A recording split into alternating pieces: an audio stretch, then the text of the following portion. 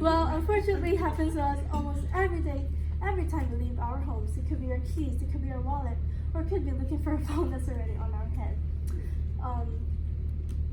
According to Alzheimer's Association, dementia is an overall term of diseases and conditions characterized by declining memory, language, problem solving, and other skills that may interfere with the person's ability to communicate.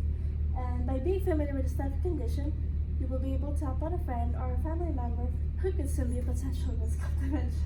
I'm running out of breath, I'm sorry. To add, working as a nursing assistant exposed me to different types of patients who are diagnosed with different types of conditions, and the most common among all of them is dementia. So the goal of my speech is to raise awareness among college students to find effective ways to prevent early dementia later in our adulthood. So first, I will talk about the cause of dementia, then I will list several signs that may be affecting us as we age, and last but not the least, I will finish off by sharing some tips on how to lessen our risk from dementia.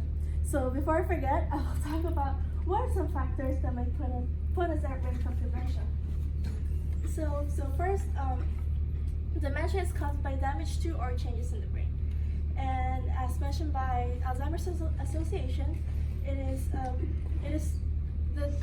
the damage is so severe that it can interfere with how our brain cells communicate to each other. When this happens, it affects how we communicate normally, how we think, and how we perceive our feelings towards someone.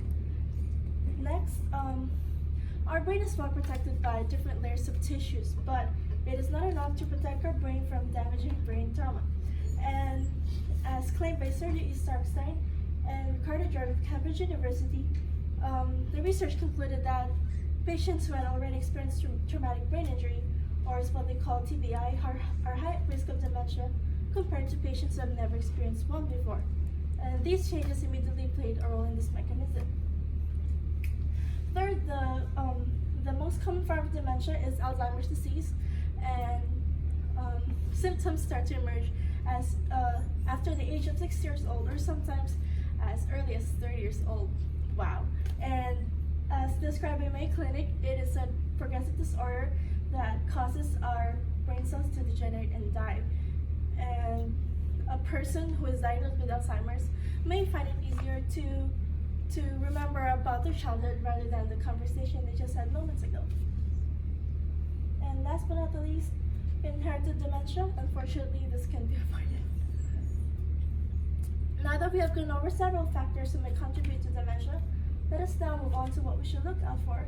So, Alzheimer's Association provided some common signs of early onset dementia, which includes forgetfulness. Example would be problems with short-term memory or keeping track of our wallet and keys. Sticking to usual routine. If we skip a part of our routine, we may confuse ourselves. But some people, they are strict with their routines because that's their way of coping and to feel safer. Struggling to remember names. Mood changes. A person with dementia may be unusually tearful or happy at times. And last but not the least, struggling to remember what we have just read. After being familiar with some common signs that is associated to dementia, let us now talk about how we can lessen our risk from this disease. And as stated by Stanford Healthcare, it is difficult to prevent dementia, but with the right amount of care, there are some effective ways on how to lessen our risk from this disease. So number one would be exercise. A 30-minute brisk walk is good enough. Try not to smoke, maintain a healthy diet, manage health problems such as diabetes, hypertension, and high cholesterol, because these can higher your risk of dementia. Stay mentally alert like Patrick. Be as organized as you can. And last but not the least, always check up with your doctor. It is important. Now that we have reached the end of my speech, let's go ahead and do a quick overview of everything that we covered. So first, first we talked about the cause of dementia, then I listed several signs that may be affecting us as we age, and last but not the least, I finished off by sharing some effective ways to lessen our risk for dementia.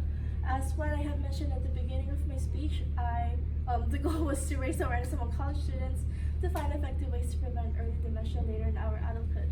I have a memorable closer, but I can't seem to remember it.